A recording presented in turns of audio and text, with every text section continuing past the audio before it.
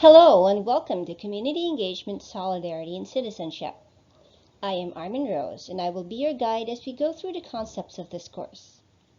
This is Part 6, the core values of community action initiatives.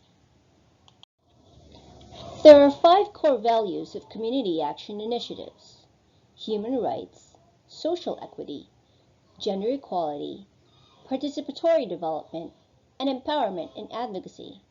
We will go through these one by one over the next few slides. The first core value is human rights. Human rights are the basic rights and freedoms that belong to every person in the world from birth until death. They apply regardless of where you're from, what you believe, or how you choose to live your life. They can never be taken away, although they can sometimes be restricted. For example, if a person breaks the law or in the interest of national security. These basic rights are based on shared values like dignity, fairness, equality, respect, and independence. These values are defined and protected by law. The Universal Declaration of Human Rights is a milestone document in the history of human rights, drafted by representatives with different legal and cultural backgrounds from all regions of the world. The Declaration was proclaimed by the United Nations General Assembly in Paris on December 10, 1948, as a common standard of achievements for all peoples and all nations. There are 30 articles in the Universal Declaration of Human Rights. These are adapted into the constitutions of the free countries of the world as the basis of their own Bill of Rights. The second core value is social equity. Here we will compare and contrast equality versus equity. Equality refers to scenarios in which all segments of society have the same level of opportunity and support. The dictionary defines equality as the state of being equal in rights, status, and opportunity. In the context of social policy, equality is the right of different groups of people to enjoy the benefits of similar social status and receive the same treatment without the fear of discrimination. Equity, meanwhile, extends the concept of equality to include providing varying levels of support based on individual need or ability. Equity refers to the provision of varying levels of support based on specific needs to achieve greater fairness of treatment and outcome. In essence, equity can be defined as a means of achieving equality. The National Academy of Public Administration defines equity as the fair, just, and equitable management of all institutions serving the public directly or by contract, the fair, just, and equitable distribution of public services and implementation of public policy, and a commitment to promote fairness, justice, and equity in the formation of public policy. Here we have one of the most popular illustrations showing the difference between equality and equity. As you can see in the first drawing, all three are given the same amount of boxes, regardless of their height. This is equality, but you can see that in the end, the shortest person is still handicapped and still not able to enjoy the game as the other two. In the second panel, the boxes are distributed according to need, where the tallest person did not receive a box because he does not need it, and the smallest person received 2 boxes, and now all 3 of them are equal in the end, and all are able to enjoy the game. In the third panel, the barrier preventing them from enjoying the game has been removed, and this is what we will discuss in the section called empowerment. The third core value is gender equality. Gender equality is a political concept that emphasizes equality between genders. Gender equality is typically defined as women and men enjoying the same opportunities, rights, and responsibilities within all areas of life. The focus of gender equality work varies depending on the meaning assigned to the concept. Gender equality work with a quantitative perspective implies a focus on an even distribution of women and men in the workplace, in schools, in power positions, and at different organizational levels in community institutions. Quantitative gender work also concerns resources and indicate that women and men should enjoy the same financial resources in a given field. Quantitative gender equality focuses on removing stereotype of jobs belonging solely to men or to women. It also fights for the right to equal pay for equal work. Qualitative gender equality work focuses on the situation of women and men respectively. More specifically, it concerns attitudes, norms, values, and ideals affecting the ability of women and men to influence in school, in the workplace, in politics, and in other areas. Qualitative gender equality work aims to counteract stereotypical gender norms with the ultimate objective of having women and men enjoy the same opportunities and access to power and resources.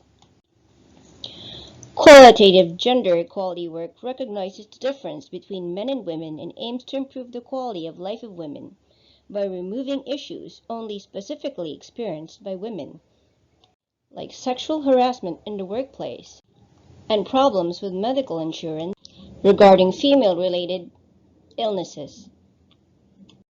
The fourth core value is participatory development. Participatory development is a process through which stakeholders can influence and share control over development initiatives and over the decisions and resources that affect themselves. This is according to the framework for mainstreaming participatory development processes to bank operations by the Asian Development Bank report in 1996. Participatory development strengthens civil society and the economy by empowering groups, communities, and organizations to negotiate with institutions and bureaucracies, thus influencing public policy and providing a check on the power of government. It enhances the efficiency, effectiveness, and sustainability of development programs. Stakeholders in participatory development are the general public, the government, representative assemblies, civil society, private sector, and donor financial institutions. The fifth core value is empowerment and advocacy, but we will study them separately in this lesson. First, let us study advocacy. Advocacy is a service aimed at helping people understand their rights and express their views. Advocacy seeks to ensure that all people in society are able to have their voice heard on issues that are important to them, protect and promote their rights, and have their views and wishes genuinely considered when decisions are being made about their lives. There are three kinds of advocacy. First, we have self-advocacy. It refers to an individual's ability to effectively communicate, convey, negotiate, or assert his or her own interests, desires, needs, and rights. Self-advocacy means understanding your strengths and needs, identifying your personal goals, knowing your legal rights and responsibilities, and communicating these to others. Self-advocacy is speaking up for oneself. The second type is individual advocacy. In individual advocacy, a person or group of people concentrate their efforts in just one or two individuals. According to the group Advocacy for Inclusion, advocacy is having someone to stand beside you if you think something is unfair, or that someone is treating you badly and you would like to do something to change it. When people like parents, friends, family members, or agencies speak out and advocate for vulnerable people, this is termed informal advocacy. Formal advocacy more frequently involves organizations that pay their staff to advocate for someone or for a group of individuals. The third type is systems advocacy. Systems advocacy is about changing policies, laws, or rules that impact how someone lives their life. These efforts can be targeted at a local, state, or national agency. The focus can be changing laws or simply written or unwritten policy. What is targeted depends on the type of problem and who has authority over the problem. Now let's go to empowerment. Empowerment is a construct shared by many disciplines and arenas: community development, psychology, education, economics, and studies of social movements and organizations, among others. How empowerment is understood varies among these perspectives. As a general definition, however, empowerment is a multidimensional social process that helps people gain control over their own lives. It is a process that fosters power, that is, the capacity to implement, in people for use in their own lives, their communities, and in their society by acting on issues that they define as important. Three components of the definition are basic to any understanding of empowerment. Empowerment is multidimensional, social, and a process. It is multidimensional in that it occurs within sociological, psychological, economic, and other dimensions.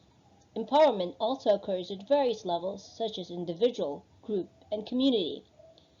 Empowerment, by definition, is social, since it occurs in relationship to others. And finally, empowerment is a process that is similar to a path or journey, one that develops as we work through it. In addition, one important implication is that the individual and community are fundamentally connected. The ideas presented in this video are based in the most essential learning competencies of the Department of Education. Thank you for watching, and see you in the next lesson.